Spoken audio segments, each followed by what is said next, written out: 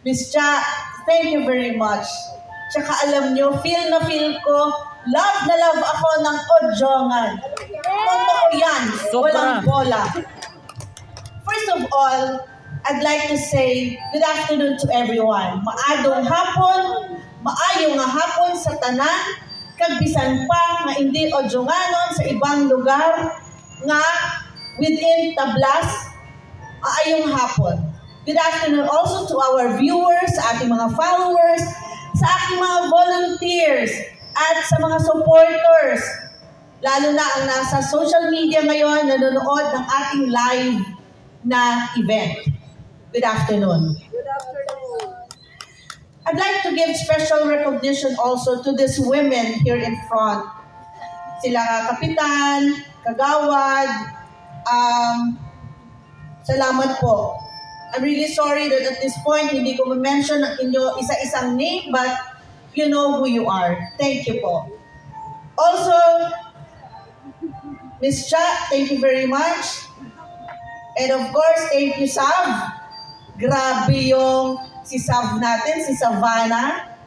Yan ang susunod na dapat nagiging leader natin. Yung may paninindigan. Of course, I'd like to say thank you kay Fred. Thank you, Fred, for sharing. And what I like the most in what you said is, pag-gaon-gaon lang ako. I love it. Totoo naman yan. Actually, every now and then, sasabihin ko, bahala ka na muna dyan sa mga tao natin sa project site. May event ako sa kung saang hotel, mag-gown na naman ako. Sabi niya, sige ma'am, bahala na ako dito. Kasi, totoo po, sa Maynila, masaya na ang buhay ko. Ayos na, wala na dapat akong isipin. Politika, kanila na lang yan. Kaso, bilang tunay na may malasakit at pagmamahal sa kalikasan, sa mga tao, lalo sa maliliit, lalo sa kapuspalan, nagpursigi ako mag-file ng COC. And to be very honest, hindi alam ng mga anak ko nung nag-file ako. But prior to that, October 4 of last year, sabi ko sa mga anak ko, what will you say? I will file for congressman in Sibuyan or Romblon. Mommy, sigurado ka? Sabi nila, I have 2 children and they are all professionals.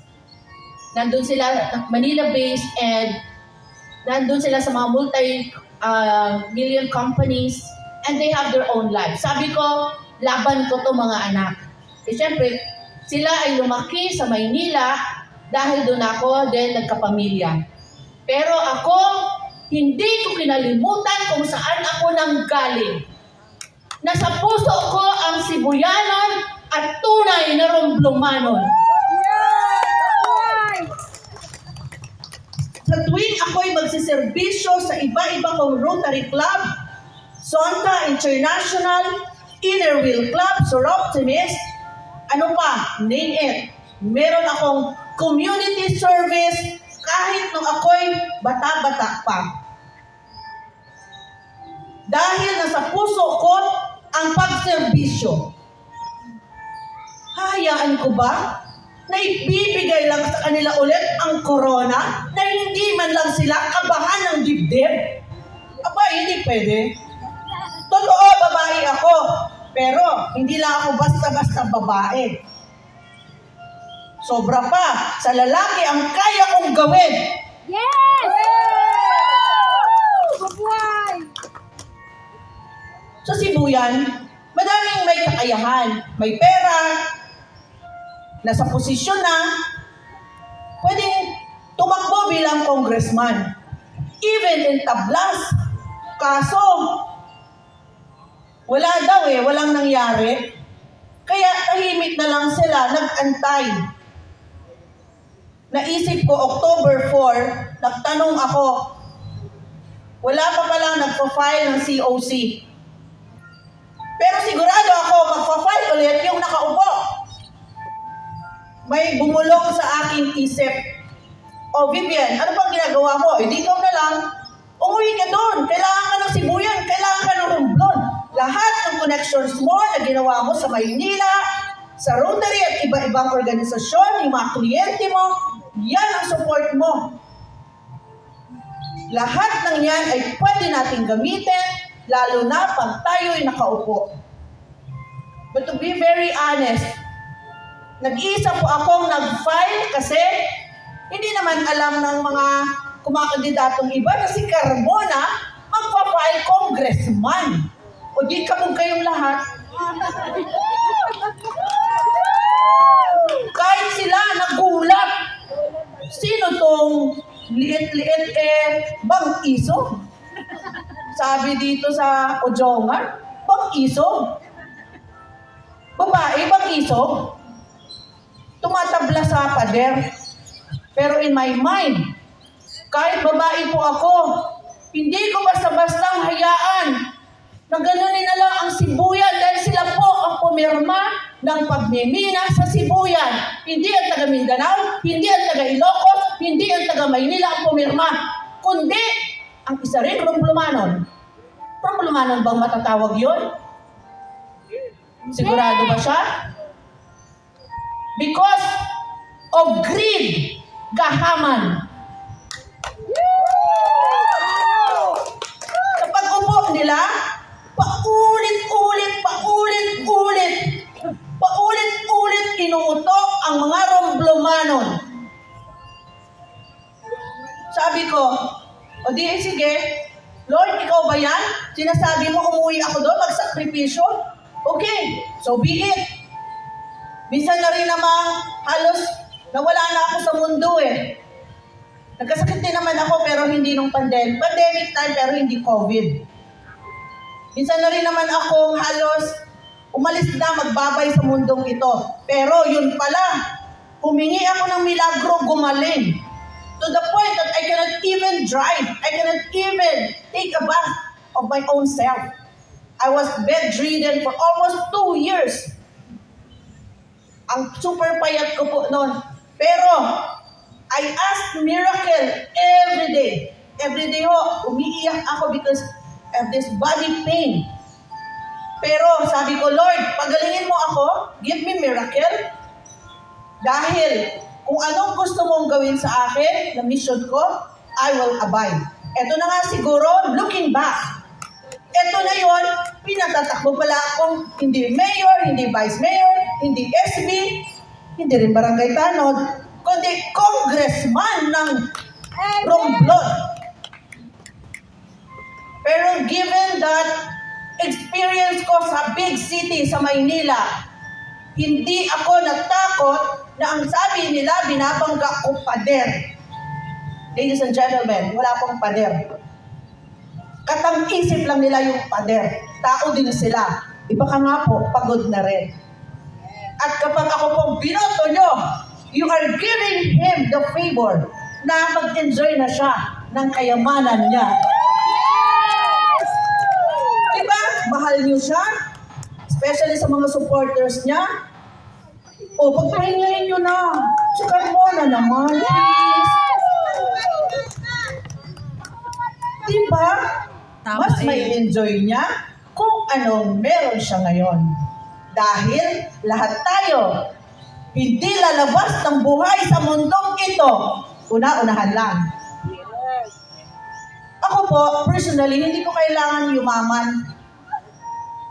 Bakit? Marunong ako kumain ng kamote, balinghoy, saging. Simpleng buhay lang meron ako. Ngayon, wala akong bodyguard. Wala akong maraming alalay o julalay. Wala akong nag-asikaso ng damit ko. Kahit tarpuli, nagugupit ako. Bakit? Sarili kong pera ang ginagamit ko ngayon. Sinakripisyo ko para sa inyo. Binabasag ni Carmona ang mga trapo, yung traditional politician. Binabasag natin yan. Binabasag ko na tuwing may rally, darating ang mga nanonood. Pag uwi, may pakimkim. Binabasag ko yan. Tama. Kaya kayong mga naririto, alam ko, tinignan ko na kayo isa-isa. Pag tayo'y umupo, mauuna kayo sa pila. At hindi kayo pipila, mauuna kayo, ako mismo pupunta sa inyo.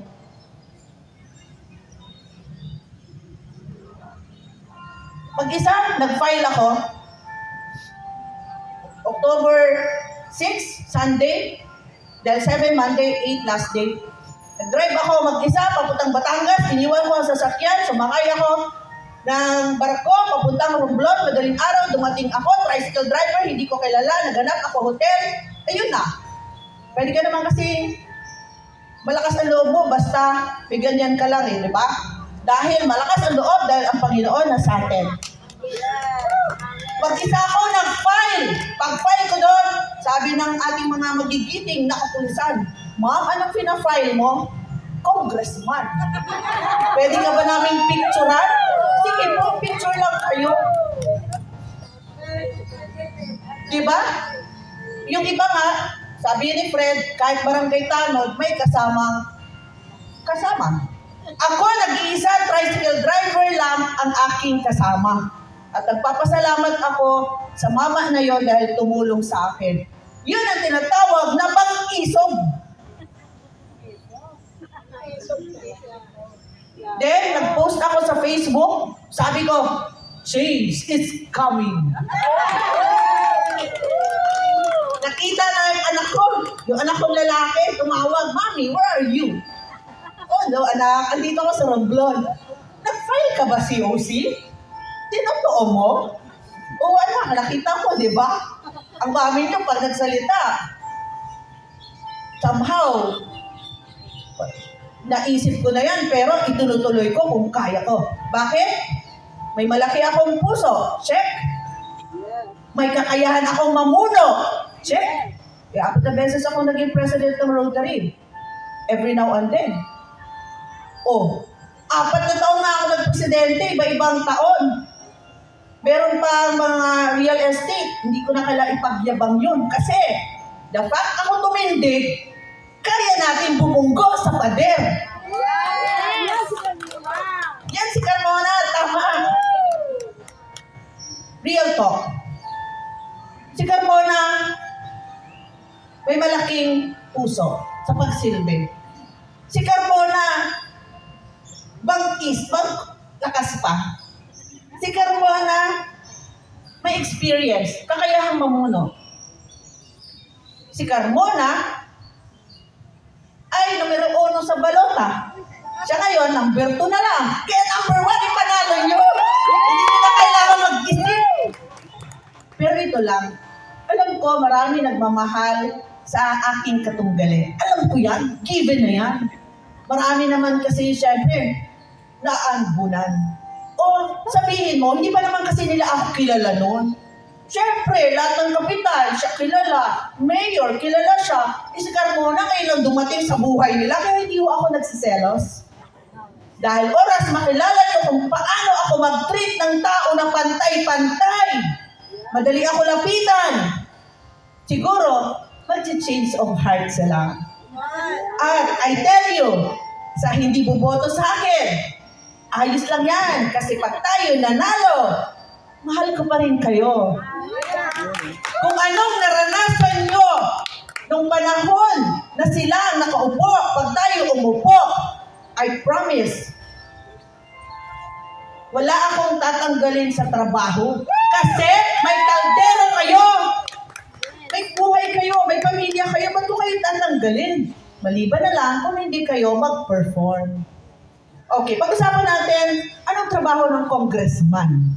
Nang sa ganon, malinaw, klaro sa atin. Ang congressman, gumagawa ng batas. Doon, sa kongreso. Ang congressman, kaya nga House of Representative. Taga-represent ng Romblon. Diba? Yan ang trabaho, i-represent sa Romblon. Ay sa kongreso, ito ang Romblon representative. At sa kongreso, nagsisimula ang budget na siyang ibababa sa gobernador, vice governor, mayor hanggang kapitanes. Ako'y nangangako na pag tayo'y naluklok at to the last centavo, i-report ko kung ano ang natanggap ni Carmona. Kahit ito'y donasyon o pera galing sa gobyerno. Dahil si Carmona galit sa korupsyon. Bakit? Ang para sa Romblon, ibigay sa Romblon. Ang para sa Tablas, ibigay. Ang para sa Sibuyan, ibigay. Sabi ko nga, lahat tayo alis sa mundong ito, una-unahan lang. Lahat tayo mag-i-exit, una-unahan lang. At klaro, na kailangan lang natin 6 feet below the ground and 1 meter, 1.5 meter by 3 meters, maybe, pag tayo inilibing. Pero may high-tech pa. Garapon na lang, pwede na, pag tayo i-cremate. So bakit tayo magkakamkam ng yaman? Wala naman tayong madadala. So, ang para sa inyo, ibigay nang sa ganun, umasenso naman ang Romblon. Sa aking paglilibot, mula Calatrava, pababa ng San Agustin, pababa ng San Andres, Ferrol, Santa Fe, Santa Maria, Looc, Alcantara, hanggang sa Hambil, hanggang sa Tatlong Isla, Corcuera, Concepcion, Banton, at syempre sa Sibuyan, San Fernando, Kahijukan, Magdiwang. Nakita ko ang mukha ng korupsyon. Nakita ko ng aking mga mata, nakita ko kung gaano kabuot ng Romblomano. Number 1, pangunahing problema, tubig. 2025 na po, may social media na, maraming barangay, bayan, walang tubig. Magkano lang magpapipe, may source ng tubig. Maraming paraan. Ang dami nating dagat, isla-isla baga tayo. Pwede na iproseso yan, yung ating dagat para source ng tubig.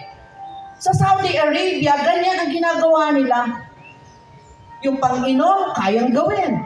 Source lang, dagat.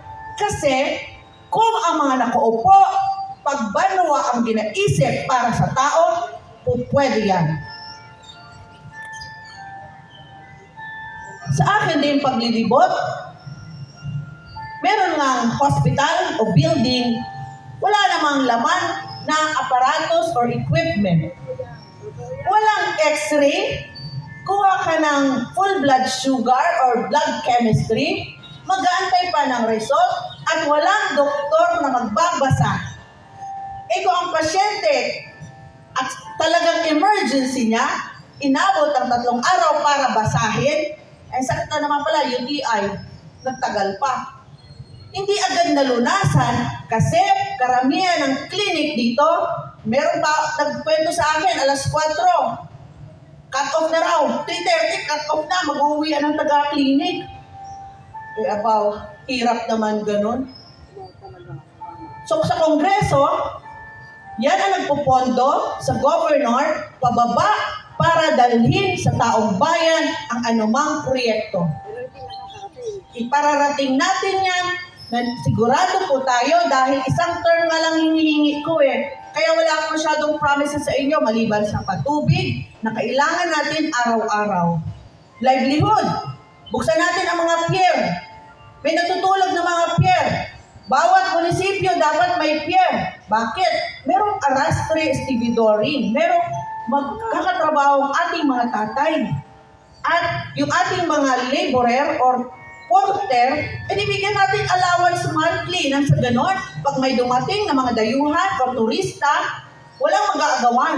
Lahat i-guide. O di masaya ang mga turista, gagawa din tayo ng mga fast craft. Kasi, tingnan niyo yung mga supercut. Supercut, punta kayo ng Cebu. Cebu, papuntang Tagbilaran o Bohol. O kaya, punta kayo ng Iloilo, papunta namang Negros. Supercut. Meron silang agency sa Maynila. Ang ating mga barko, kalunos-lunos ang sistema. During peak season, kahit nakahiga ang Romblomanon sa gilid, ayos na, 16 hours nakahiga, sobrang init. Naranasan ko po yan, sumakay din ako after Holy Week. Nakaraos ako sa isang bangko, Kasi mag-isa lang ako, yung chief of staff ko nag-LBM. Si Fred nasa Sibuyan pa. Bumiyahe ako mula Maynila, papuntang Odyoman, San Agustin, mag-isa. Bakit? Bakit ko kailangan ng bodyguard? Sino nga daw sa kanila si Carmona? Pero kinakabahan din sila ngayon. Okay, buhayin natin ang mga port para magkaroon ng mga turista kapag may maayos tayong mga barko o maliliit na tumatawid sa papunta sa Tres Islas, papunta sa Hambil at Santa Fe, na kahit maalon, kayang-kayang tumawid. Ang mga mayaman na taga Maynila o sa ibang bansa, mahirapang pumunta sa Romblon. Paano natin ipopromote? Ikaw ang pangit na yung bundok, kalbo na. Dahil nasira sa mina. May quarry pa dito, quarry doon. Puro na lang ang project ng gobyerno, tulay. Kasi sa tulay, automatic, may ipapasok sa bulsa. Yes. Di ba? I-regulate natin ang quarrying. Sa Sibuyan, alam nyo ba, kwento ko lang, saan ka nakakita? Katulong o nanay ng katulong, may-ari ng quarry. Kasi sila daw ang Diyos.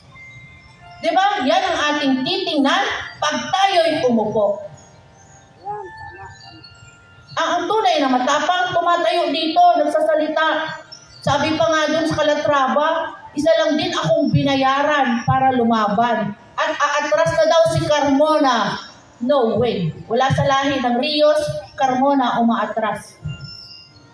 Kaya kahit kayo lang po konti, alam ko, sa likod niyan, may nagsisimpatya sa atin, may sumusuporta. Punta tayo sa hanay ng mga mangingisda. Tama na ang seawall. Tama na yung baywalk. Napakainit ng epekto nun kasi yung dagat na nga, mainit na, nasa tropical country tayo, lalagyan mo pa ng mga seawall. Pumunta kami sa Santa Maria. Nakausap ko ang mga fisher folks. Sabi, nag-request sila nung ginagawa ang seawall nila ng yung daungan, yung rampahan ng mga boat, ng mga bangka. Isa lang ang binigay, nakipag-away pa yung isang fisher folk sa contractor para lagyan ng daungan. Tatlo ang nire-request para during amihan o habagat, madali nilang mailikas ang mga bangka. Pag nasira ang mga bangka, magbibigay ba sila ng pangpaayos? Wala. Sa ating panunungkulan, titiyakin natin na ang simpleng mangingisda ay umangat ang porsyento o income level everyday. Hindi ko na sinasabi na pag ako'y umupo, yayaman agad ang mangingisda. Hindi po ganon. Kung ang kinikita nila sa isang araw ay 500 at may 5 silang pamilya, baka maaaring doblehin yon. Ganon ang ating pamamaraan. Tutulungan ng gobyerno na maka-acquire sila ng malalaking bangka na dimotor para malayo ang kanilang mapuntahan. Aayusin din natin ang municipal water natin kung saan ay mag-i-enjoy yung mga mangingisda, may huli na maiuwi sa pamilya para maibenta. Bibili ng gobyerno ang mga isda ng mga mangingisda para hindi naman baratin ng mga nag-aahente. Sila yung nagpakapagod sa laot tapos babaratin pa yung masarap na isda. Diba? Sila yung nagpapuyat, diba? Lahat ng yan ay ating pagtutuunan ng pansin. Sa hanay naman ng mga magsasaka, atin din pag-aralan kung papaano tayo makapagbigay ng mga kagamitan para mapadali ang pagsasaka. Marami na tayong modernong equipment. Hindi na nga kailangan gumamit ng kalabaw. Pagod na yung mga kalabaw. Kaya, pwede na tayo gumamit ng mga equipment, machine, na mapapadali ang pagsasaka. At bibilhin din ng gobyerno ang kanilang produkto nang sa ganon. Tataas ang kita ng bawat magsasaka at meron din silang monthly allowance sa gobyerno. Yan ay gagawa natin ng kaukulang batas sa Kongreso. gawain ng congressman ay masiguro na ang budget na ibinigay sa gobernador, sa mga mayor, ay ibibigay, gagawin ng tama. Si Kong Carmona, lagi yung makikita every 6 months sa bawat bayan. Surprise visit ako, wala masyadong nakakaalam, dadating ako para tingnan ko kung totoo ba ginawa ang proyekto na nabudgetan sa Kongreso bilang congressman. Sisiguraduhin ko na makikita ninyo si Carmona para makapanayam ninyo kung ano ang kailangan i-improve sa inyong lugar. Para nang sa ganon, yung mga kababaihan na wala namang trabaho, puro lang marites. Bibigyan natin ng pagkakitaan para pwede naman magmarites pero may pakidabang. Meron din namang mga marisol, taga-solsol. Bibigyan din natin sila ng kabuhayan, tuloy pa rin ang pagsusolsol. Pero kumikita. Nang sa ganon, bawat isa o dalawang Romblomanon o pamilyang Romblomanon may nagtatrabaho. Lagi po ako nagagawi sa market day, dito sa market. Napansin ko po ang karamihang nagtitinda ay matatanda na dapat nagpapahinga na sa bahay.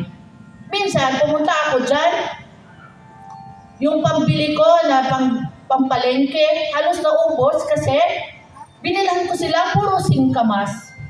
Kasi naawa na lang po ako. Nasaan ang mga kabataan na tumutulong sa magulang? Sila na ang nagtanim, sila pa ang magbebenta. Siguro may ginagawa ang mga kabataan. Panahon na para ang ating mga anak ay tulungan natin ang ating mga magulang. Tumatanda na sila. Dapat na makita ko sa palengke yung mga bata naman na nagtitinda. Kaya bibigyan natin halaga ang mga senior citizens.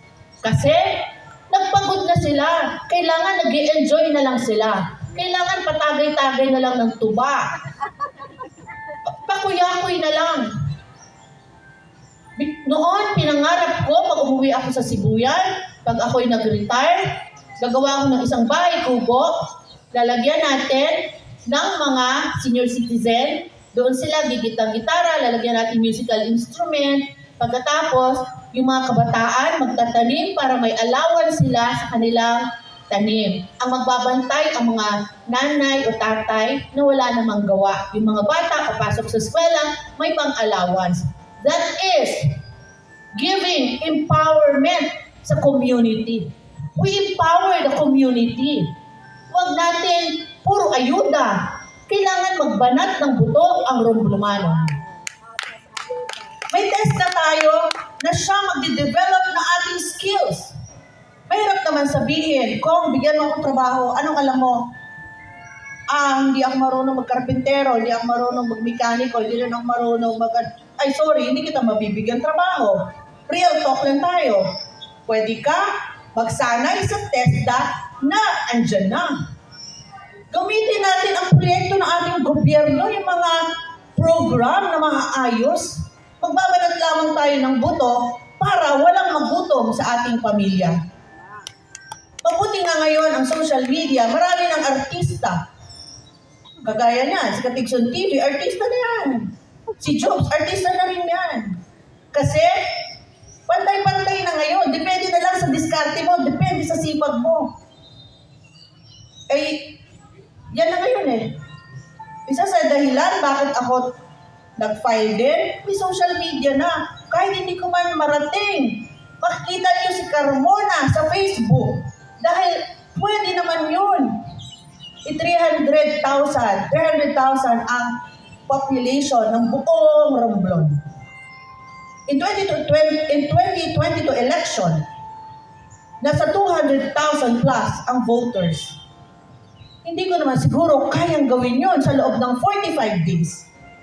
Dito sa Ojongan, ako po ay halos 2 buwan na. Kaya lang hindi ako napapansin. Dahil Year of the Snake ngayon. Kala nyo, hindi kami gumagalaw. Kala lang ninyo yan. Pero, Year of the Snake, pasikreto lang na mga galawan. Kasi, pag namalaya nila tayo, lalo silang kakabahan. Eh sabi ko nga, maalog ko lang yung pader, happy-happy na ako eh. Kabahan lang sila, happy na si Carmona. Pero, dahil malalim ang dahilan ko na masalba ang sibuyan sa mina at even tablas, may deep sea mining, anong kukunin doon? Palladium, platinum, nasa mga bahura. Ay di ba? Coral reef, bahura. Tahanan ng mga isda. Kukunin nila yun, sisirain. Anong mangyayari sa atin? Wala na tayong isda. Paano mangingisda? Sinasabi natin, primary source of living ng mga taga-Romblon, fishing, at magpagsasaka. Nasaan? Kung wala na. And then, syempre, yung hospital. We will improve, we will modernize.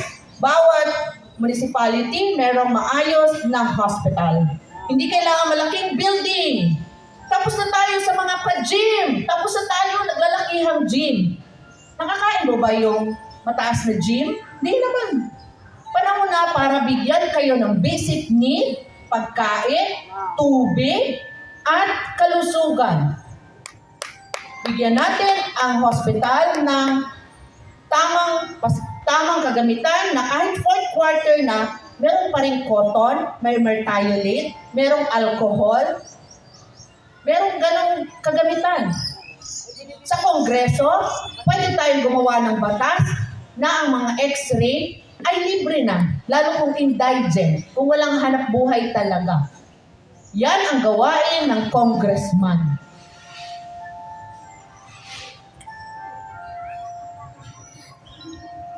Sa ating panunungkulan, 3 taon, napakaiksi po nun.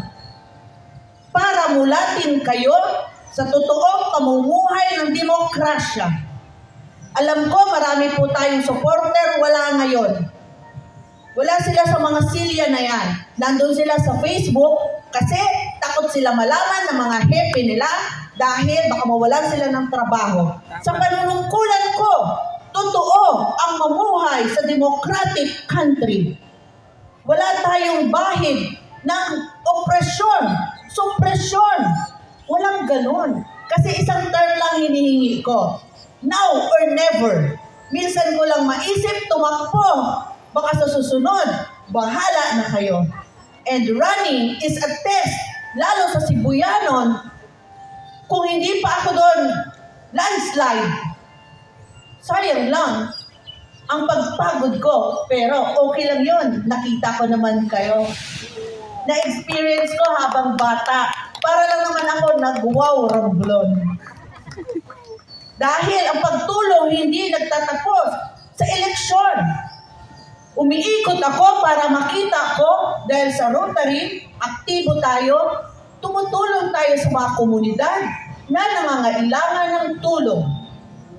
Unahin natin ang Sibale. May bumulong sa akin, ma'am, pwede ba yung aming yung korte, ilipat ng Pinamalayan? Kasi nasa Romblon pa. Sabi ko, sir, hindi naman po pwede yun. Kasi taga-Romblon ka. Ang ating capital or court ay nasa Romblon. Gagawa na lamang tayo ng fast craft na mula Sibale, papuntang Romblon, mabilis. Mura ang pamasahe kasi open ang economy eh. Maraming labas-pasok na ditong turista. Maayos ang serbisyo, malinis ang CR ng ating mga barko. Kung sinabi naka-aircon ka, hindi naka-aircon, hindi yung nagayahin ka lang sa ticket, aircon daw pagdating mo. Sobrang init, magdamag. At paano mag-i-enjoy? Paano pupunta ang turista kung ganyan ang ating mga sasakyang pandagat? Kung tayo-tayo lang, hindi tayo yaman. Tayo-tayo lang, hindi aasenso. Kailangan natin ng investors, pupunta sa atin, mga turista, maingganyo sa totoong ganda ng Romblon. Lahat yan ay posible. Kaya ang Sibale, uunahin natin yan. Bakit? Sabi ko, nung nakita ko doon, gusto kong umiyak. Kasi, sabi ko, napag-iwanan ng panahon. Sorry po, kay Mayor, sorry kung may tinatamaan ako. Ito ay magtutulungan tayo. Dahil baka naman kulang lang kayo sa pondo. Bibigyan natin ang Sibale. Kahit sino pa ang umupo dyan. Tulungan natin. Kasi yan ang trabaho ko bilang congressman. Pero hindi natin sila pwedeng ipamigay sa Pinamalayan. Bakit? Sayang ang mga tiga-Sibale na magagaling. Pero sobrang mapasensya. Kahit mga babae pumipila, nag-iigib sa poso or deep well. Nag-iigib sila. Madaling araw, late ng gabi, walang tubig na tumutulo. Pagtulungan natin. Hindi ako nangungutya kung ano meron doon. Mayor, alam ko, mapapanood mo to. Ready ako tumulong kung pagkatiwalaan lang ninyo ako. Kailangan ang taga-Sibale, makuha natin ang loob. Bakit? Sayang, doon sila namimili sa Mindoro, sa Pinamalayan. Sayang yung pera na dapat umiikot sa Romblon. Ang lahat ng ginastos kong personal, hindi ko pinanghihinayangan. Bakit? Kung ako kumain, kung ako gumastos, umikot ang economy, umikot ang pera natin sa Romblon, sa Tabla, sa Sibuyan. Kasi kung tayo-tayo lang, hindi tayo aasenso. Kailangan maingganyo ang 3 isla, Banton, Simara. Lalagyan din natin ng port ang Sibale. Kasi ang layo nila. Part sila ng Romblon. Yung Simara, nakita ko maikli ang port. Dadagdagan natin ang port para ang mga barko na malalaki, maayos ang pagdaong. Kasi unsafe yun. Yung Hambil, ang ganda ng port, walang nagdadak na barko. Sabi, hindi pa raw nadadaungan. Sayang naman. Walang pinagkaiba yan sa palengke namin sa San Fernando. Sorry, Mayor. Bakit? Tapos na yung building. 3 taon na. Hindi pa rin na-award. Lately lang, dahil mag-election, binuksan na. Pero, hindi pa na-award, hindi pa na-occupy, meron na budget para i-repair. Ano ba yan, di ba? Sa pamumuno ni Carmona, I will be very transparent sa inyo. Meron ng chime na maganda, parang gusto ko na magpahinga, matulog. So, I said a lot, ang dami ko nang nasabi at sana po iyon ay ating naisip, namnamin natin, ma-realize natin na ang buhay ay hindi pera-pera lang. Dito nga ako nakakita sa Pilipinas na kahit lantaran, bumababa ang grasya. Tapos gagapang ang mga leader para dalhin ang mga pera sa mga bahay. Kakatok madaling araw. Walang nakukulong. Only in the Philippines. Binabasag natin yung ganong sistema. Pero hindi natin agad-agad yan mababago.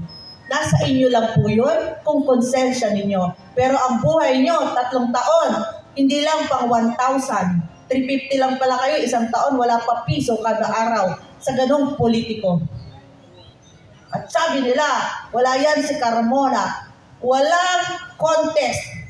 Walang laban. Kasi si Carmona lang yan. Yan ang akala nyo. Kasi, meron nakatingin sa taas. Problema nun, panahon na. Tanggalin na natin ang kadena na nakakadena sa inyong mga kamay kung bakit sila lagi ang gusto ninyo. Andito si Carmona, kung nai-enjoy nyo ganon, kaya ko naman yan ibigay sa tamang paraan. May kapitan sa akin nagsabi, sorry, kahit magkamag-anak tayo, hindi kita iboboto kasi nag-aantay akong project kay Kong. Hindi yun i-award sa akin pag hindi siya nanalo. Eh, nag-smile na lang ako. Pero in my mind, pag nakita ko siya ulit, ito lang sasabihin ko, bakit Kap? Anong malapit? Tablas o San Fernando? Taga dyan ka lang din. Kaya ko ibigay yan, triplehin ko pa. Basta sa tamang paraan. Binabasag natin ang mukha ng maduming politika. Sabi nga nila, huwag ka pumasok sa politika, Vivian, malinis ka, madudumihan ka lang. Napaisip ako, ano yung maduming yun? Alam ko na yung mga diskarte, kala mo sa'yo, pero hindi. It's alright. Kasi nasa akin yun, kung gusto kong dumihan ang kamay ko, nasa mga palad ko yun, wala sa kanila. Kasi may prinsipyo tayo, dahil itong ating pinaglalaban, Dala ito ng ating mga karanasan dahil na rin sa aking mga magulang. Kaya ngayon, sa aking kagustuhan na hindi mamina ang sibuyan at tablas, pag-upo natin, pipilitin natin magsulong ng batas, no mining zone in the entire province of Romblon.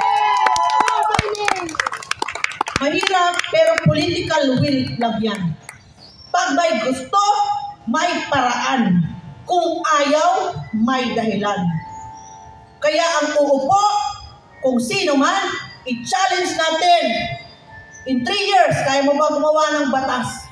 No mining zone. Kung kaya mo, tatahimik si Carmona. Huwag kayong ano-ano. Parang ganun no? Diba? Ito lang ang mensahe. Sa pagtindig po ni Carmona, isa lang ang mensahe. Mahal ako ng taga-Tablas. Pero kung merong kumukontra, nasa inyo lang yan. Si Miss Cha, tinanggap ako. Bang sobra akong mahal. Lagi niya sinasabi, mistisa ako, hindi naman. Diba? Ang palakas ng loob. Si Sam, napakabata, pero tingnan mo ang suporta. Wala pang 3 buwan kaming magkakilala.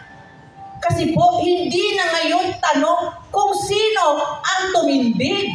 Ang tanong ngayon, mamimina na ang sibuyan, mamimina na ang tablas. Pag nauna ang sibuyan, susunod na ang tablas. Kung anong panindigan ko sa sibuyan, yan din ang gagawin ko sa tablas o kahit sa Romblon. Madamong na salamat sa inyong lahat. Good afternoon. Ating pong iboto, Ate Rios Carmona. Dahil ninyo ang pagbabago, narito na ang pagbabago sa katauhan ni Carmona Bibien, ang susunod na congressman ng Romblon.